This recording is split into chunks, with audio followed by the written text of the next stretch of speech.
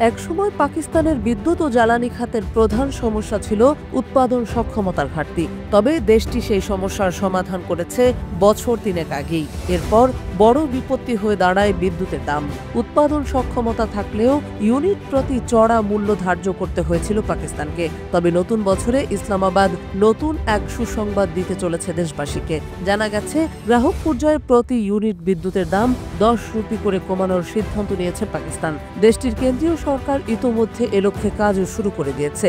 ইসলামাবাদে আসীন কেন্দ্রীয় সরকারের জ্বালানি বিষয়ক মন্ত্রণালয়ের এক সূত্রের বরাত দিয়ে এক প্রতিবেদনে এ তথ্য জানিয়েছে জিও নিউজ।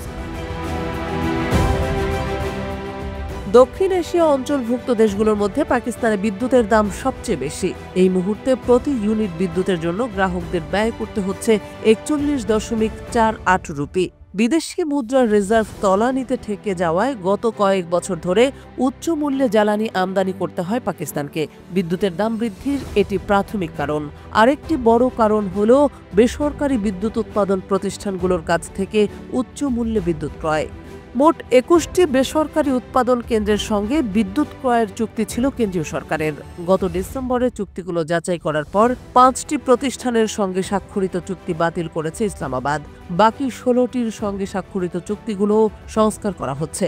সংস্কার শেষ হলে বিদ্যুৎ ক্রয় খাত থেকে প্রতি বছর 55,100 কোটি রুপি সাশ্রয় করা সম্ভব বলে জানিয়েছে জ্বালানি মন্ত্রণালয়ের সূত্র। এছাড়া পাকিস্তানে বর্তমানে 8টি এমন বিদ্যুৎ কেন্দ্র রয়েছে যেগুলোর মূল কাঁচামাল আখের ছোবড়া। এসব কেন্দ্রের উপর আরোপিত শুল্ক যাচাই ও সংস্কার করা হচ্ছে। এই কাজটি শেষ হলে এই 8 বিদ্যুৎ কেন্দ্র থেকে প্রতি বছর 883 কোটি রুপি সাশ্রয় করা সম্ভব।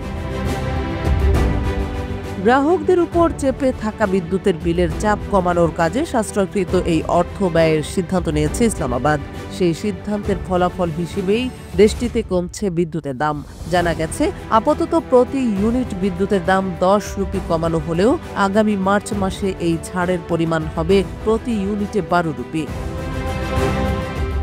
পাকিস্তানের জ্বালানি মন্ত্রণালয়ের এক জ্যেষ্ঠ কর্মকর্তা জিও নিউজকে বলেন, পাকিস্তানে এমন বহুমুখী উৎস থেকে বিদ্যুৎ উৎপাদন হচ্ছে। সম্প্রতি সৌর বিদ্যুৎ কেন্দ্র ও উইন্ডমিল চালিত বিদ্যুৎ কেন্দ্রগুলো থেকে উল্লেখযোগ্য পরিমাণ বিদ্যুৎ যোগ হচ্ছে জাতীয় গ্রিডে।